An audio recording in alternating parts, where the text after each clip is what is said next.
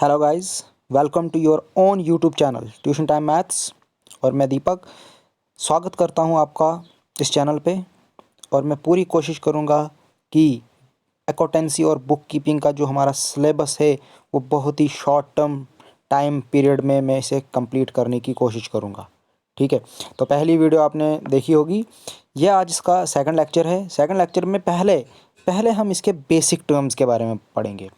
जब हमें इसके बेसिक टर्म्स पता होंगे तब जाके हम इसको आगे डिस्कस कर सकते हैं। ठीक है, तो सबसे पहले जो बात है वो है हमारे पास business.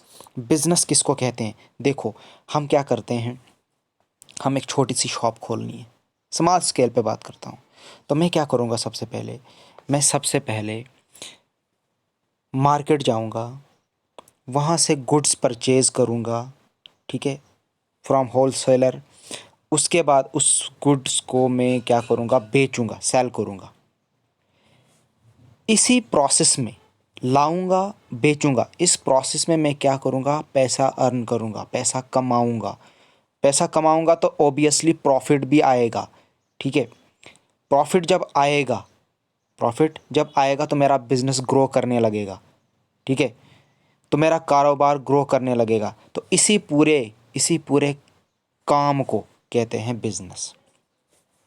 Buying and selling as a way of earning money and profit is termed as business. ठीक है, तो ये थी पहली बात, बिजनेस किसे कहते हैं। ठीक, अब जो दूसरी बात है वो है प्रोप्राइटर। प्रोप्राइटर किसको कहते हैं? देखो, मैंने अभी कहा आपको कि बिजनेस क्या होता है, मार्केट से कोई चीज़ खरीदनी, उसको बेचना, उसको बेचने के बाद पैसा मिलेगा, पैसा कमाएंगे हम, पैसा कमाएंगे तो ऑब्वियसली फ़ायदा भी होगा। ठीक है, तो ये सारे सिस्टम को कहते हैं बिजनेस। तो अब क्वेश्चन है, वो जो चीज़ें लाएगा, परचेजेस करेगा, उसको बेचेगा, वो कौन करेगा? वो करेगा proprietor. Proprietor who takes the initiative to start the business. Proprietor कौन होता है? जो पहला स्टेप लेता है एक बिजनेस स्टार्ट करने के लिए। ठीक है, क्या करता है वो? Invest his money and carry the risk of business is called proprietor. क्या करेगा? सबसे पहले इनिशिएटिव तो लेगा, दिमाग में तो आएगा उसके कि मैं काम करने जा रहा हूँ, मैं क्या काम करूँगा, वट काम कुछ भी हो सकता है। ठीक है, तो काम करने के लिए पैसा इन्वेस्ट करेगा, प्रॉपर्टी इन्वेस्ट करेगा। ठीक है, इन्वेस्ट करने के बाद कुछ चीज़ें लाएगा, गुड्स परचेज करेगा, फिर उनको बेचेगा। और दिमाग में एक चीज़ और रखेगा, carry the risk of business. मतलब उसको दिमाग में ये भी रहेगा कि अगर मैं इतना पैसा लगा रहा हूँ, कहीं मेरा पैसा डूब ना जाए। ठीक है, इन सब चीज़ों को ध्यान में रखते हुए सारे काम करेगा, उसको कहते हैं प्रोप्राइटर। ठीक, नेक्स्ट कैपिटल। अब कैपिटल किसको कहते हैं? इट इज द अमाउंट, ये एक अमाउंट है इन्वेस्टेड बाय प्रोपराइटर। जो कौन इन्वेस्ट करेगा जी? Proprietor, into business. किसके अंदर? बिजनेस में। ठीक है, किस फॉर्म में हो सकता है? कैश हो सकता है, प्रॉपर्टी हो सकता है, या दोनों हो सकता है। कैश भी हो सकता है, प्रॉपर्टी भी हो सकता है, दोनों हो सकते हैं। Capital is directly proportional to the amount of profit and additional capital. बोलता है जो कैपिटल होता है वो डायरेक्टली प्रोपोर्शनल होता है अमाउंट ऑफ प्रॉफिट। बोलता है जितना जितना इंसान, जितने जितना बिजनेस में हमारा प्रॉफिट बढ़ेगा तो ऑटोमेटिकली हमारा कैपिटल भी इंक्रीज होगा। और दूसरी बात, एडिशनल कैपिटल मतलब और बाकी चीज़ें जो क्या होगा, जो हमने बिजनेस में लगाया होगा। तो पैसा तो लगाया है, ठीक है, उसके अलावा बाकी चीज़ें जितनी भी होंगी वो ऑटोमेटिकली क्या होंगी? इंक्रीज होती जाएंगी। It is decreased. वो कैपिटल, ये कैपिटल कम होगा, कम होगा, कम होगा कैसे? With the amount of losses and drawings. अगर मेरे बिजनेस में नुकसान हो रहा है तो ये कैपिटल क्या होंगे? डिक्रीज होते जाएंगे। सपोज मैंने 10,000 रुपये इन्वेस्ट किया था बिजनेस करने के लिए, अगर मेरे पास 1,000 रुपये का नुकसान हो गया तो मेरे कैपिटल बच गए जी 9,000। आपने क्या देखा? डिक्रीज हो गया। प्लस दूसरी बात कह रहा है ड्राइंग्स। अब ड्राइंग्स, ये ड्राइंग नहीं कि मुझे ड्राइंग बनानी है, यहाँ पे अकाउंटेंसी और बुक कीपिंग में ड्राइंग का मतलब है हम पैसा निकाल रहे हैं अपने बिजनेस में से अपने पर्सनल यूज़ के लिए, ठीक है, उनको कहते हैं, उस अमाउंट को कहते हैं ड्राइंग्स। तो अगर मेरे पास अब 9,000 कैपिटल बच गया, अगर मैं इसमें से और 1,000 निकाल दूं पर्सनल घर के यूज़ के लिए, तो इससे क्या होगा, मेरा कैपिटल फिर से डिक्रीज होगा, ठीक है। तो ये था बिजनेस, प्रोप्राइटर एंड कैपिटल। तो नेक्स्ट देखते हैं। अब नेक्स्ट है भाई ड्राइंग्स। अभी तो मैंने आपको बता दिया ड्राइंग्स क्या होता है। It is the amount or benefit withdrawn by the owner from the business for personal और डोमेस्टिक यूज़। क्या होता है, ये एक अमाउंट होता है, ऐसा अमाउंट होता है या बेनिफिट होता है जो विड्रॉ करता है कौन, ओनर, खुद, जो कंपनी का मालिक होगा वो खुद उसको क्या करेगा, निकालेगा, किसके लिए, पर्सनल और डोमेस्टिक यूज़ के लिए। तो अब वो क्या हो सकता है, कैश हो सकता है, पैसे की नीड पड़ेगी उसको तो वो पैसा यूज़ कर सकता है, गुड्स, अगर उसके पास कोई शॉप है, ग्लोसरी शॉप है, तो उसमें कोई आइटम, उसके घर में कोई चीज़ ख़त्म होगी वो वहाँ से ले जाएगा विदाउट उसकी कीमत देने के बगैर। तो वो जो गुड्स वो वहाँ से ले रहा है, दैट मीन्स उसके कैपिटल क्या हो रहे हैं, डिक्रीज हो रहे हैं। या कोई एसेट्स, कोई चीज़ हो सकती है, ठीक है, एसेट मतलब कोई भी चीज़। अब बात करते हैं लाइबिलिटीज़। अब लाइबिलिटीज़ क्या होता है, देखो सिंपली लाइबिलिटीज़ मीन्स कर्जा, ठीक है। कर्जा पैसे की फॉर्म में हो सकता है, गुड्स की फॉर्म में हो सकता है, या सर्विसेज की फॉर्म में हो सकता है, जो हमें फ्यूचर में देना है, जो हमें फ्यूचर में देना है। क्या कह रहा है, it refers to an amount owing by one person to another payable in money, goods और सर्विसेज, ठीक है। मतलब हमें क्या करना है, हमने कोई चीज़ किसी से खरीदी, ठीक है, उस चीज़ की जो कीमत है मुझे फ्यूचर में देनी है, फ्यूचर में देनी है, ठीक है, उसको कहते हैं लाइबिलिटीज़।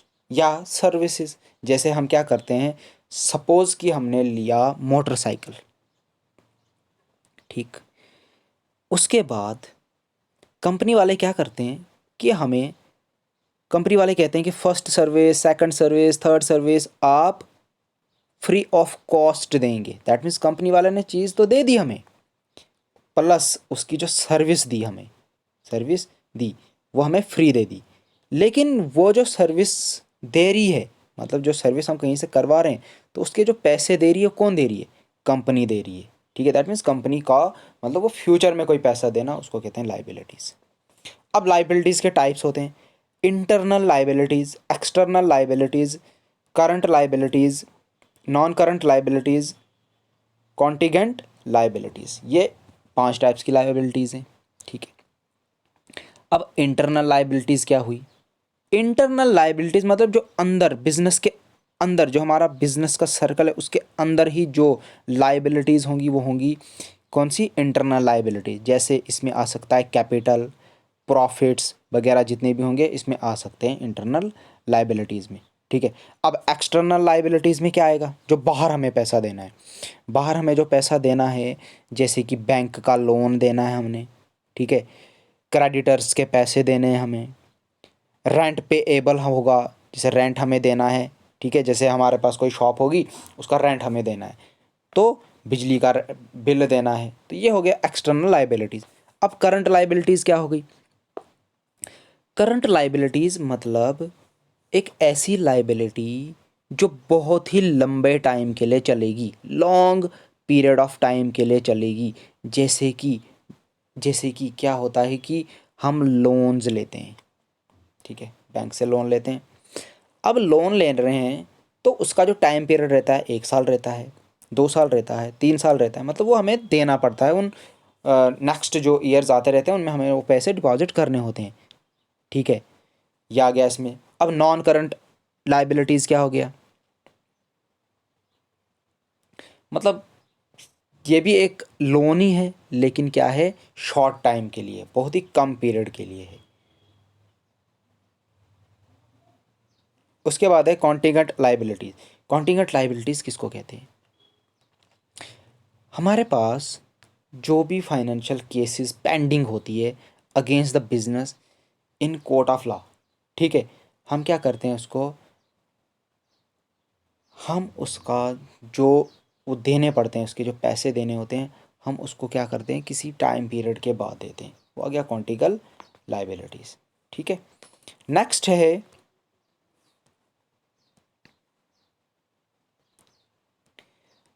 है अब एसेट। अब एसेट किसको कहते हैं, देखो ये बहुत ही इंपॉर्टेंट है asset.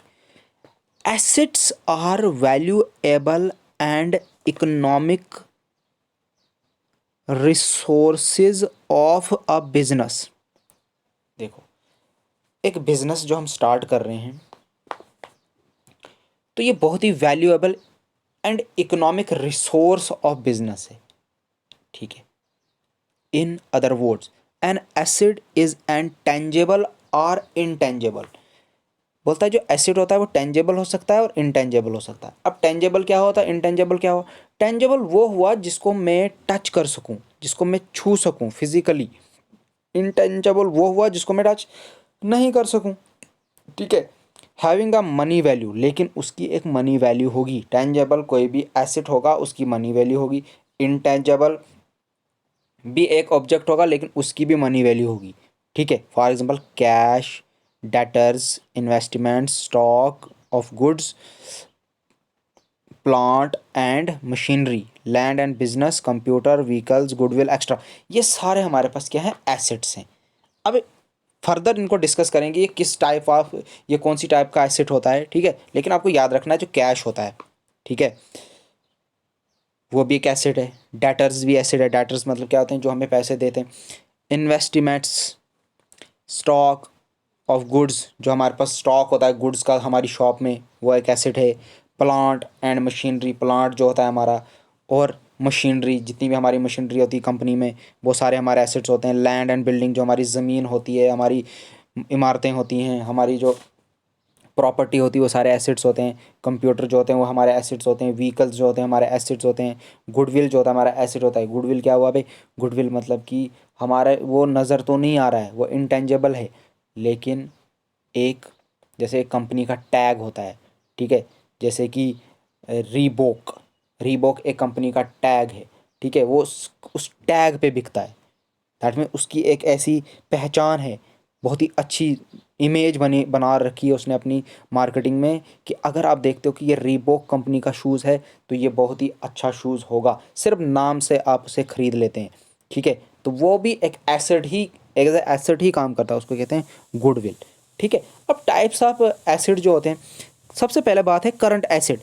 Current assets are those asset which are held in the form of cash for their conversion into cash. बोलता है या तो वो कैश की फॉर्म में होता है या कुछ ऐसा होता है जिसको मैं जल्दी से जल्दी शॉर्ट पीरियड में मैं उसको कन्वर्ट कर दूं कैश में। ठीक है, जैसे cash in hand, cash at bank. ठीक है, जो कैश मेरे हाथों में है या जो कैश हमारे जो बैंक में है, ठीक है, वो सारे आते हैं करंट एसेट्स में। दूसरा आ गया हमारा टेंजिबल। टेंजिबल एसिड, अभी मैंने कहा था आपको, वो एसिड होते हैं जिसकी कोई फिजिकल शेप होती है, जिसको मैं देख सकता हूँ, जैसे vehicles, equipments, land and buildings, ये सारे हमारे टेंजेबल एसिड्स में आएंगे। ठीक है, अब दूसरा इंटेंजेबल। इंटेंजेबल जिसको मैं टच नहीं कर सकूं, जिसको मैं देख भी नहीं सकूं, जैसा अभी कहा था मैंने, गुडविल, कॉपीराइट, ट्रेडमार्क, ये सारे हमारे कौन से एसेट आते हैं, ये हमारे आते हैं इंटेंजेबल। ठीक है, ये हमें दिखते तो नहीं है लेकिन इनका एक इन्फ्लुएंस, मतलब एक पहचान होती है। ठीक है, जैसे कॉपीराइट, कॉपीराइट क्या होता है, जैसे मैंने कोई चीज़ पब्लिश की, ठीक है, जैसे मैंने कोई बुक पब्लिश की, दैट मीन मेरे पास उसका राइट है, कॉपी राइट है, मतलब उस बुक को दोबारा कोई भी नहीं छाप सकता। ठीक है, तो वो भी मेरे लिए एक एसेट होगा। ठीक है, जब मैं उस, जैसे किसी को वो बुक छापनी होगी, वही बुक के कंटेंट लेने होंगे, तो वो क्या करेगा, सबसे पहले मेरे से परमिशन लेगा। परमिशन लेगा तो मैं उसको परमिशन तो ऐसे तो दूंगा नहीं, तो मुझे, मैं उसके बदले उससे कुछ पैसे लूँगा। ठीक है, कुछ अमाउंट लूँगा, तो फिर जाके वो उसके कंटेंट उसमें डाल सकता है। ठीक है, उसके बाद एक और है,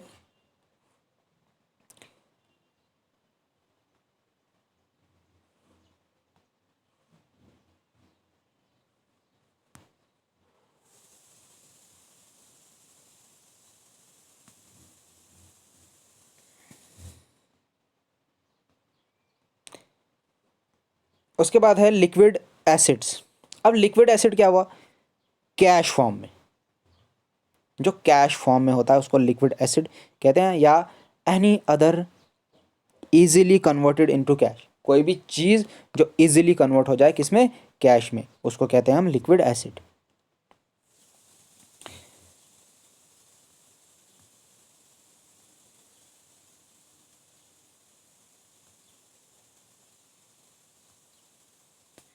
अब अगला है हमारा एक्सपेंडिचर।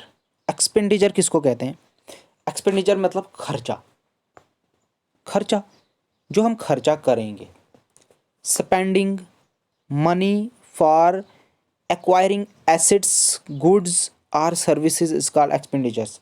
अब खर्चा कर रहे हैं हम क्या करने के लिए, या तो एसेट्स को खरीदने के लिए, कुछ और एसेट्स हम खरीद रहे हैं, गुड्स को खरीदने के लिए, या तो कोई सर्विस देने के लिए, ठीक है, उसको हम कहते हैं खर्चे, इज कॉल्ड एक्सपेंडिचर्स। ठीक है, अब एक्सपेंडिचर्स में आते हैं टाइप्स। पहला आएगा रेवेन्यू एक्सपेंडिचर। रेवेन्यू एक्सपेंडिचर क्या हुआ, if the benefit of expenditure is received with in a year, अगर हमारे पास उस एक्सपेंडिचर का जो बेनिफिट एक साल के अंदर अंदर ही मुझे मिल जाए, उसको कहते हैं revenue expenditure. It is called revenue expenditure. Suppose rent, interest, extra, ये सारे होते हैं रेवेन्यू एक्सपेंडिचर, जो मतलब एक एक साल के अंदर ही। Capital expenditure, if the benefit of the expenditure is received for more than 1 year, मतलब अगर उस कम जो भी हमने क्या किया, खर्चा किया, उसका मुझे बेनिफिट एक साल से ज़्यादा टाइम के बाद मिले, उसको कहते हैं capital expenditure. It is called capital expenditure. इसमें जो एग्जांपल आएगी वो आएगी purchase of machinery. Purchase of machinery, देखो मैंने कोई चीज़ खरीदी, ठीक है, मैंने कोई चीज़ खरीदी, तो कोई चीज़ खरीदी तो एसिड बढ़े, एसिड बढ़े तो मेरा कैपिटल बढ़ा, ठीक है, तो ये फ़ायदा मुझे कुछ सालों तक मिलता रहेगा इसका फ़ायदा, ठीक है। डिफीडेड रेवेन्यू एक्सपेंडिचर बोलता है देयर आर सर्टन एक्सपेंडिचर्स, कुछ ऐसे एक्सपेंडिचर्स भी होते हैं which are revenue in nature but benefit of which is derived over number of years. बोलता है ये भी एक एक्सपेंडिचर्स ही है, लेकिन इसका जो हमें फ़ायदा मिलना है बहुत ही लॉन्ग टर्म में मिलना है, 4-5 साल के बाद मिलना है, ठीक है, तो इस तरीके को बोलते हैं डेफिटेड रेवेन्यू एक्सपेंडिचर्स। ठीक है, तो नेक्स्ट देखते हैं। नेक्स्ट है हमारा अब रेवेन्यू। रेवेन्यू क्या होता है, revenue refers inflow of cash. Revenue मतलब क्या होता है, it refers to inflow of cash. Inflow मतलब जो कैश का जो फ्लो है वो हमारी तरफ आ रहा है, बढ़ रहा है, मतलब मुझे पैसे आ रहे हैं कहीं से, ठीक है। इनफ्लो ऑफ कैश मतलब पैसे का आना, उसी को हम रेवेन्यू कहेंगे। रिसीवेबल जनरेटेड बाय बिजनेस, क्या होगा, जिसको मैं रिसीव करूँ, जो जनरेट होगा मेरे बिजनेस से, मतलब बिजनेस में मैंने पैसा लगाया है, प्रॉफिट्स आने स्टार्ट हो गए हैं, मेरी गुड्स सेल हो रही हैं, अच्छी क्वांटिटी में सेल हो रही हैं, तो जिससे मुझे पैसा आ रहा है, दैट मेरा रेवेन्यू बढ़ रहा है। It always make addition to the capital. ये जो रेवेन्यू होता है ये हमेशा कैपिटल को ऐड करता है, कैपिटल को ऐड करता है, एसेट्स ऑफ द बिजनेस, और जितने भी एसेट्स होते हैं हमारे बिजनेस के उनको भी क्या करता है, ऐड करता है, मतलब बढ़ाता है, ठीक है। फॉर एग्जांपल क्या कहता है, chartered accountant, CA, lawyers, doctors, extra, revenue is generated in terms of fees. देखो जो चार्टर्ड अकाउंटेंट होता है, लॉयर्स होते हैं, डॉक्टर्स होते हैं, ठीक है, ट्यूटर्स होते हैं, वो क्या करते हैं, रेवेन्यू जनरेट करते हैं इन टर्म्स ऑफ फीस। जो फीस लेते हैं वो लोगों से, उससे उनका रेवेन्यू क्या होता है, जनरेट होता है। Also it may be earned by way of interest on investment extra. देखो हम क्या करते हैं, हमने सपोज मैंने एक बिजनेस स्टार्ट किया, मैंने उसमें पैसे इन्वेस्ट किए, सपोज मैंने उसमें 1 लाख इन्वेस्ट किया, ठीक है। 1 लाख इन्वेस्ट करने के बाद जो मुझे उसमें ईयरली इंटरेस्ट मिलेगा, वो भी तो एज ए रेवेन्यू काम करेगा मेरे लिए, उससे तो मुझे पैसे आ रहे हैं ना, इन फ्लो ऑफ कैश हो रहा है, तो उसको रेवेन्यू कहते हैं। समझ आई। उसी के बाद एक नेक्स्ट टर्म है इनकम। अब इनकम किसको कहते हैं, देखो भाई, रेवेन्यू क्या हुआ, जो पैसा आ रहा है, जो पैसा आ रहा है सारा रेवेन्यू, ठीक है। अब इनकम क्या हुआ, अब देखो इनकम का मतलब सिंपल शब्दों में कहा जाए तो क्या, जो भी मेरे पास पैसा आ रहा है उसमें मेरे एक्सपेंडिचर्स कितने हैं, ड्राइंग्स कितने हैं, नेट जो लास्ट में जो कंक्लूड करके अमाउंट बचेगा उसको मैं कहूँगा income. Income is simply the event that results in money flowing into the business, for example sale of goods, fee received by doctor, in interest received, rent received extra। ठीक है, मतलब interest received या rent received जो भी हम receive कर रहे हैं। More income means more profit. Income का मतलब ही है कि profit, which means more for the owner, मतलब इसका मतलब ज़्यादा आ रहा है, अपने मालिक के लिए ज़्यादा से ज़्यादा पैसा आ रहा है। ठीक है, नेक्स्ट देखते हैं।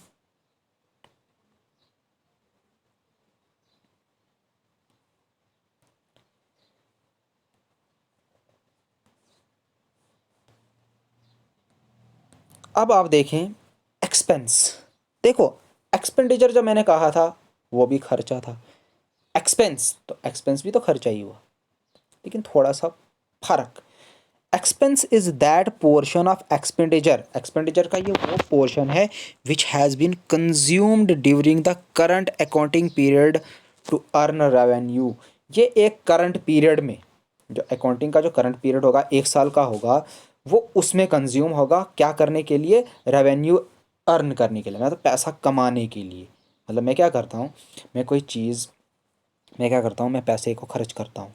ठीक है, सपोज़ कि मेरे पास अभी 1 लाख रुपए था, मैंने सारा इन्वेस्ट कर दिया, तो मैंने उससे क्या लाए, गुड्स परचेज़ किए, तो उसके बाद मैंने उनको सेल की। ठीक है, तो उस पीरियड में 1 साल के पीरियड में जब मैंने वो खर्चा किया, क्या क्यों किया था वो मैंने खर्चा, अर्न करने के लिए कुछ, क्या अर्न करें, रेवेन्यू अर्न करने के लिए, तो उसको कहते हैं एक्सपेंस।